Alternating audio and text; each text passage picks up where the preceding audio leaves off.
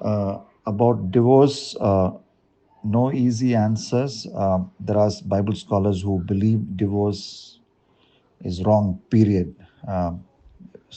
Solid evangelical Bible scholars believe that. Personally, I do not believe that, with the disclaimer that Bible scholars are divided on this issue. I want to make my comments. In fact, I have written about this in my book, Straight Talk. It is there in that white color book, Straight Talk, which I believe you already have, a 2018 edition, and of course 2020 edition. We are still waiting for the print. It's there online in Amazon, via Kindle, and also Google Books, and I did update some information. But to cut the long story short, I believe the Bible allows divorce for under three circumstances. And all these three circumstances are defined by three different A words. One is adultery. We know the verse for that in Matthew's Gospel. So I'm not going to details, I'm just giving you the summary. Adultery. And then there's another reason, another circumstance the Bible allows divorce. And the other one is abandonment. And if you read 1 Corinthians chapter 7, it's a long chapter, longest New Testament passage on marriage and sex and those related issues. The Bible says one place that if she wants to leave, talking about a spouse who wants to leave, if he or she wants to leave, let him go. So some Bible scholars have taken that phrase to mean that when a spouse abandons you, deliberately abandons you for reasons best known to him or her, so you don't have to be spending your rest of your time just waiting for him to come back. You can also move on with your life by by filing for divorce, getting the divorce and getting remarried. And then the third one is abuse, adultery, abandonment, abuse. Cases where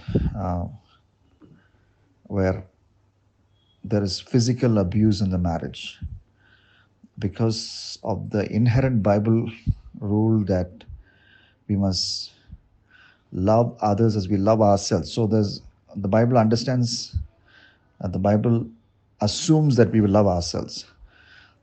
So a person in an abusive marriage, and we all know that if physical abuse goes wrong, even slightly goes wrong, and if it's ongoing and slightly goes wrong, even your life is in danger. I'm talking about that kind of physical abuse. So in that case, you don't have to put your life in danger by staying in a marriage where repeated physical abuse is involved, because the Bible assumes that we will love ourselves. So that's another A under which divorce may be granted. But again, there are two passages, one in the Old Testament, one in the New Testament, which calls us to work our marriage to the maximum extent possible. One, the story of Hosea, where God told Hosea to love his wife who was working as a prostitute. And he said, that's how I love my spiritual wife Israel. And if I can love my wayward spiritual life Israel, you also can love your wayward wife. And in fact, that became a model for God's love for his people. So that's about Hosea in the Old Testament. And then in the New Testament, we have another command in the epistles, where the Bible says husbands must love their wives as Christ loved the church and gave himself for her. So again, Christ loves an imperfect church, and he's working on her till the return of Jesus. He's working on her, shaping her, forgiving her, and giving her another chance and shaping her. It's a love that is very strong. It doesn't give up.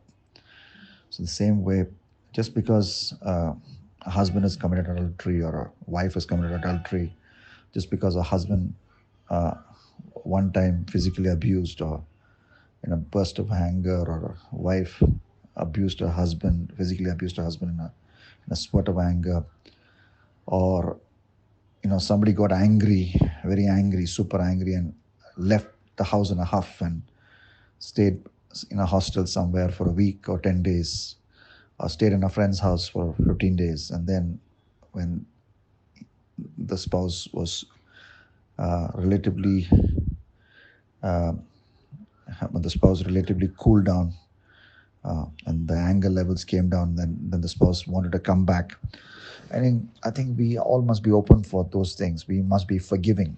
uh, Christian marriages, there's a place for forgiveness in spite of all these three sins. So have, because of these two commands, example of Hosea in the Old Testament, example of Jesus, husbands are asked to love their wives like Christ loved the church and gave himself for her. Because of this, so these three clauses for divorce should be only used as the last resort, the very, very, very, very last resort, and not as the first resort or even the middle resort. And I would say, then the question comes, who decides it's the last resort? And I think that's when you need to discuss, go for counseling with a Bible believing uh, counselor, a Bible bound counselor, a good pastor, a good evangelist, senior, seasoned men of God. And you need to discuss this in detail. Do not hide anything, be open, and maybe let the neutral person decide whether you actually explored all possibilities. And in fact, that mature person will say again, at the end of the day, you got to decide.